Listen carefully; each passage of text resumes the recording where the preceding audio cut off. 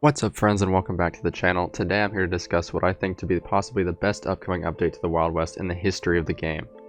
What am I talking about? Of course, I'm talking about the progression update.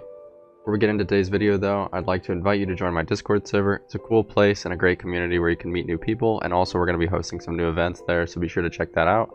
And also be sure to mule spam that subscribe button so we can reach 15k subscribers by July. Now without further ado, let's get right into the video. Now, in order to properly discuss what the progression update is and what it's going to bring to the Wild West, we need to take a look at the current state of the game and how it's being played. Now, currently, if a new player spawns into the Wild West, they'll be a bit confused at first, but eventually they will find ways to make enough money to buy the next best item to help them in whatever task it is they're completing for money. It could be anything from a new gun to protect themselves and attack others, or just a new tool like a better pickaxe to increase their productivity when mining. If you add up all the guns in the current gun store, the regular gun store, it totals up to about $81,200 of in-game cash. Now this may seem like a lot of money to new players or casual players, but for anyone determined enough, you would be able to buy out every single gun, or at least just the best guns, pretty quickly. Now once a player has pretty much bought every meaningful item in the regular stores throughout Bronze City or maybe Puerto Dorado, they would begin to get maybe a little bored and hang around Bronze City a lot more. And while there are a ton of adventures to be had within the Wild West, you can experience a lot of them if you put in a lot of hours to the game. My point being, the rinse and repeat process of progression gets old eventually.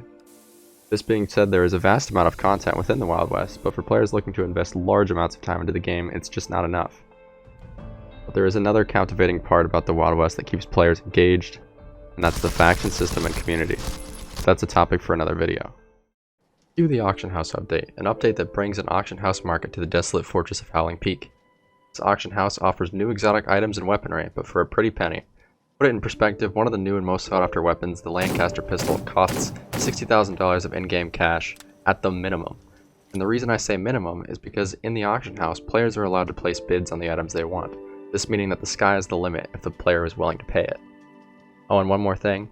Items sold from the auction house have serial numbers indicating in which order they were sold, this meaning that collectors had reason to try and obtain the lowest serial numbers possible as a piece of in-game history. Original prices for the auction house were absolutely insane. People were spending so much time grinding for in-game dollars just to spend $400,000 on a revolver. Now in time, these new auction weapons have become the meta, and new players feel that they need them to adequately defend themselves against more seasoned players.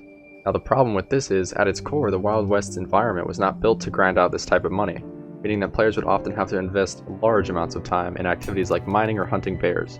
It became very mundane after hours of repetition. Now the fact is, to some, the Wild West is now a grinding simulator. People will just get online to grind cash so that they can get a gun that they're going to get tired of in however long. Now progression aims to fix this issue, or at least spice it up a bit. Progression is going to add several skills to the game that can be leveled up with XP for perks and rewards. For instance, let's say you decide to do a lot of outlaw activities. You might level up and receive rewards like a new sidearm. By the way, that example is purely speculation. I'm not sure what rewards will be there, but we do have some confirmed progression rewards in the sneak peek section of the Starboard Studios Discord, like the cap lock pistols and the Lebel rifle. The Army No. 2 revolver doesn't seem to be linked for now. Now at the moment there's plans for 9 skills. These are Justice, Outlaw, Mining, Hunting, Logging, Primary, Sidearms, Brawling, and Militia. While it is unknown what each reward is for each skill in particular, we can see that there are skills for every in-game activity. Now the reason why I'm so excited for an update like Progression is because it doesn't just seek to add new content to the game. All of these new perks and rewards I talked about will create a reason to do everything in the game. Hopefully you won't even see everybody huddled around in Bronze City anymore, because they'll be too busy out leveling the skill of their choice. I hope this update is able to bring new life to the game and also change the way it is played from here on forward. Now if you've made it to the end of this video, first of all, thank you. I hope this video was informative and somewhat comforting. Developers have been giving us a lot more sneak peeks recently and ways to peer into the development process.